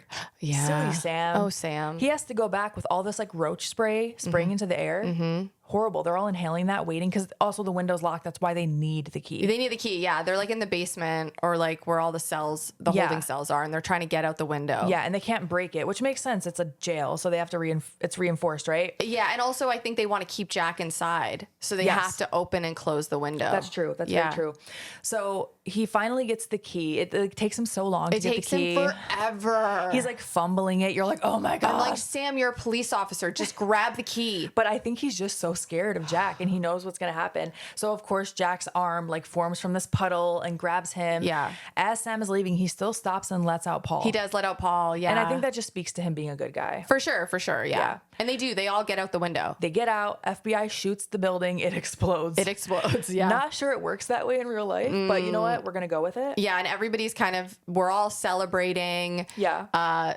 For some reason, the wife and kids are celebrating this as well. Yeah. They're like, we did it. We did it. Woo! Woo. Yeah. Well, Jack Frost reforms outside of the building. And he looks like, dude, he looked like the Substance. He looked, yes, or I was gonna say from The Thing. He looked like a creature. Yeah, he's like a snowman, but like his head's on the wrong like part of his body, and he just, if you've seen The Substance, the final scene of The Substance, like he resembles Jack Frost. Also, if you haven't, definitely recommend. Or she resembles Jack Frost. But yeah, definitely watch it. It's good. He says something like, "Look, Mom, a Picasso." Yeah, I was like, oh which my was gosh. kind of funny Like, because he did look like a Picasso. I guess, yeah. So at this point, you know, Sam is about to beat the shit out of Stone. Like, you better tell me what's going on here. Yeah. And, you know, Stone's like, not even the Secretary of Defense knows what I'm doing. But he basically tells him Jack Frost was an accident, blah, blah, blah. Talks about the soul here. Yep. And it was some genetic experiment that he was trying to do to ensure the survival of the human race. That's right. That we'd be able to like resurrect in the future. Yep. Long story short. Mm-hmm. And so he wants that proof. He wants it to stay. He wants Jack to survive so he can prove it. Yeah. So they come up with a plan to force Jack Frost. They're like, we can't lure him. We have to force him. Mm-hmm. And they all meet up. Jack comes tumbling through, like, toward them. They're like standing by the front of a building. Yeah. He comes tumbling toward them, just a giant ball, a giant snowball. They move out of the way. He flies into the building, and the whole town pretty much all has hair dryers With like long ass electrical cords. I was like, what extension cord are they using that's not blowing a fuse? Extension to extension to extension Yeah. for real. It was like, yeah, there were a lot of blow dryers. And blow dryers are like known for just blowing fuse boxes. So. Yeah, exactly. It happens in hotel rooms all the time. So excellent electricity throughout this town. Guess so. They use the hair dryers. They force Jack Frost into a furnace. Yes. And so we're like, okay, this is it. Uh-huh. Like, your face. This Is has it? to be it. Yeah. Well, spoiler alert, it's not. He pops back up again. He starts mauling Agent Manners, the FBI guy. Yep. He like grows icicle teeth and like bites his face. I don't know why I did this, like a claw. Rawr. Yeah. So Stone offers to help Jack because Jack has cornered him. Yes. And Agent Stone is like, no, I can help you, or at least tell me what it's like to have died and come back. And Jack just basically possesses him. Yeah. What does Jack say? He says something like it's cool. Like he just kind of like throws it away. He says cold. It's cold. Yeah. What's it like? He's like, it's cold. Like his voice and everything. Yeah. As he's going to attack him. So I thought he was going to kill him. Yeah. But then we see Agent Stone walk out of the building, very like Men in Black style of the sugar water guy. You totally nailed it. Yeah. Like how his face looks. He's just like bloated and bluish in the face. Yeah. Like he's not a human. He's trying to walk, but he clearly is, not a human. Yeah. And at one point he just goes, fuck it, and just starts puking out, I guess, snow. Like blue. It's like blue. Yeah. His throat swelled up like a frog. It was really gross. Yeah. It was kind of neat. It was. It was cool. Yeah. And so now I'm assuming he's dead. And Jack, of course, reemerges. He's not dead yet. The furnace didn't kill him. Like, what the fuck? Mm-hmm. We both were like, what the hell did they have to do? He's never ending. All right. He's never gonna die. Yeah. And so Sam and his son are now in the police car, and water starts pouring through the vents. Yeah. And Jack has frozen the locks. So that's why they can't get out. And they eventually kick out the windows. I'm glad that you picked up on that because I was like, why are they not getting out of the car? Okay, so at first I wrote that down, and then there's just one shot of the locks frozen. I'm like, okay. Easy answer. Thank you. And as they're escaping, Sam throws whatever he has at Jack just to distract him. It's the oatmeal that his son made for him earlier, the special oatmeal. And Jack's face starts melting. Yeah, like it's acid, like it burns him. Like what the hell's going on? Mm-hmm. And Sam's like, oh, that was your oatmeal. And the son's like, yeah, I made them special for you. And he's like, what'd you put in it? His son put antifreeze in the oatmeal because he didn't want his dad to get cold. I mean, honestly, that is like so cute and horrifying and hilarious. I love this part of the movie. I did because too. Just imagine, he almost killed his dad. Yeah, his dad would have died for real. He would have poisoned him to death, but he had good intentions. He did. I did think it was pretty funny. Yeah, I just love that. When he said that, I went, wow. And I really wasn't thinking anything about the oatmeal for the rest of the movie. No, I wasn't either. So I think that was good. Yeah. So here we see that Sam now has turned his confidence up. Suddenly he feels like he has the upper hand. He knows what to do to defeat Jack. And he even starts, the reason I mentioned that silly joke earlier is because he says it here. He's like, hey, Jack, what's the difference between snowmen and snowwomen? snowballs. And he's just like taunting him at this point. Yes, and he tells Paul to go get antifreeze Yeah. from the hardware store, and Yes. we see Paul like scurry over to the hardware store and grab like, I mean, a lot of antifreeze bottles. It had to have been everything he had in stock. Like he fills his like truck bed. it was kind of the trunk. It was like a pool of antifreeze. Yes, he's just like dumping all these barrels in there. Yeah. In the meantime, Barrels. like jugs, whatever. I guess barrel does I'm sound just bigger. imagining him like carrying like Donkey Kong barrels of antifreeze. They were jugs. They're big ass jugs. But Sam is in the building, whatever building it is. I honestly couldn't keep track. Church, jail, Somewhere. town hall. I don't know. Yeah. He was in the building. He's shutting the door. He's trying to like block the cracks with towels so Jack can't come through. Yeah. And I wrote down, I hope those are all ShamWows. Do you remember ShamWow? Of course, yeah. Because ShamWow. there's no way you're absorbing No. all of Jack. Some of it is paper. He's sticking paper. That's true. Whatever Yeah. he has. Sure. And so Paul is busy getting the truck filled, and Jack finally catches Sam, and he starts to impale him. He like pins him against the wall, Yeah. and an icicle starts to grow out of his stomach. Yeah.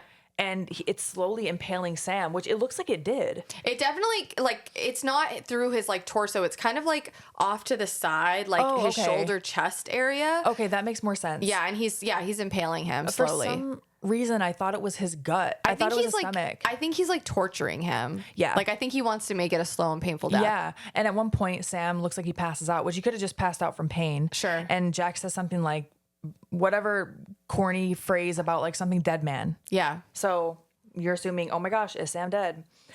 And all of a sudden, you hear one of those like comical horns that you would hear on like a lowrider or something. Yeah. Like that. Lost Boys, like the grandpa. Oh, yeah. The grandpa's horn.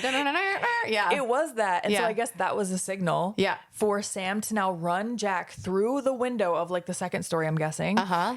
The truck, Paul has backed up at that same time. Perfect timing, by the way. Oh, yeah. And they both fall, Sam and Jack fall into the truck bed full of antifreeze. And Sam is just like trying to He's trying melt to like him. drown him in the antifreeze. What did you say? It looks like he's fighting with a shag rug.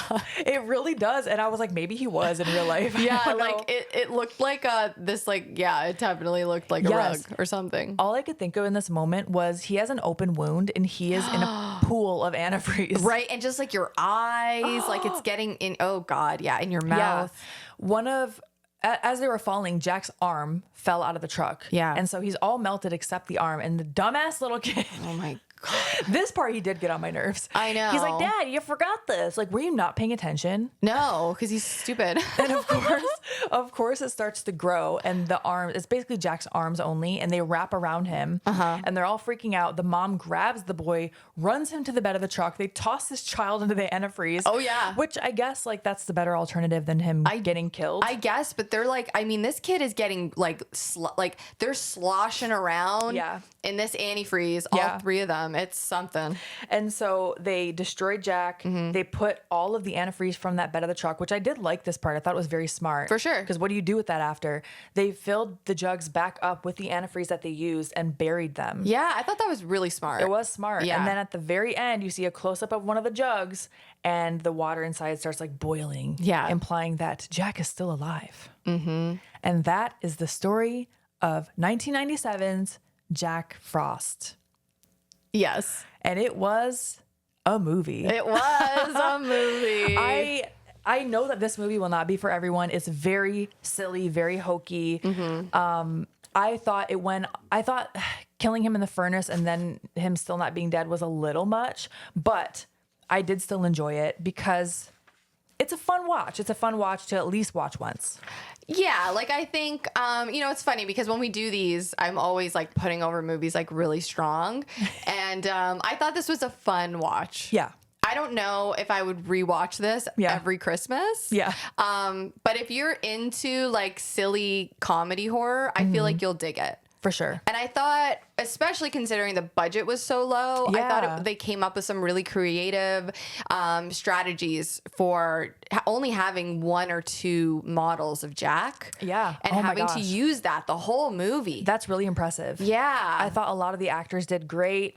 I liked the cheesy one-liners. I thought they were Sure. funny. Yeah. And there were so many elements they used that I did think were really clever, and I always appreciate that. No, for sure. And I think it's kind of funny that the cover is like this scary looking like demon Jack. Yeah. But he looks closer to the Michael Keaton version of Jack Frost. Yeah, he really does. At no point does he ever turn into that demon. No, he looks like a happy snowman the whole movie. I wonder if they intended that when they had a larger budget. I wonder if it was the what do you call it? They'll do like sometimes when writers or directors are trying to pitch, they'll do like a one shot, which is like, I think that's what it's called, a one shot, where they'll just take like, they'll basically make a poster, kind of like how Charles Band did Dolls. For Dolls, yeah. Yeah, so they have a concept, and that's how they get like investors and stuff like that by using this like. Okay. Yeah. So I wonder if that's what they used initially. Yeah. In order to get the movie And funded then and they all that. just couldn't do that in the actual movie. Yeah, and Yeah. I admire the director and like a director writer for being so resilient and really wanting to get this film made, and it was clearly like a passion project for him. Yeah. And I think it's really like making a movie's hard. Yeah. And getting the funding for a movie is hard. Yeah. So I really respect the hustle of like getting it done and on such like a shoestring budget. Yeah. Like that is hard, man. Absolutely. So yeah, so if you're into like comedy horror, I think you'll dig Jack Frost. Yeah, give it a shot at least once. Yeah, for sure. And if you're not already, please check out our social media. We have Yes. Twitter, Instagram, Facebook at Chainsaw Girls Pod. TikTok, not Twitter. Oh yeah, we don't have Twitter. Oh, yeah. We don't have a Twitter. I got rid of that a long time ago. And we need to get better on TikTok. We do. We're going to get better. We'll get better at it. Now we have to because we're saying it. I know, we're putting it into the universe. Accountability. Right. You could also email us at chainsawgirlspod@gmail.com. And if you'd like to watch episodes, we are on YouTube, or you could be watching it right now. If you haven't already, subscribe. It helps us out. Yes, give us a 5-star review. It helps our podcast out so much. We appreciate all of you so much for all of your support, all of your kind words, kind comments. We love chatting with you on YouTube, by the way, and Instagram, I would say mostly. Yeah, it's the best. We love you guys. Thank you. Okay, Okay, bye. bye.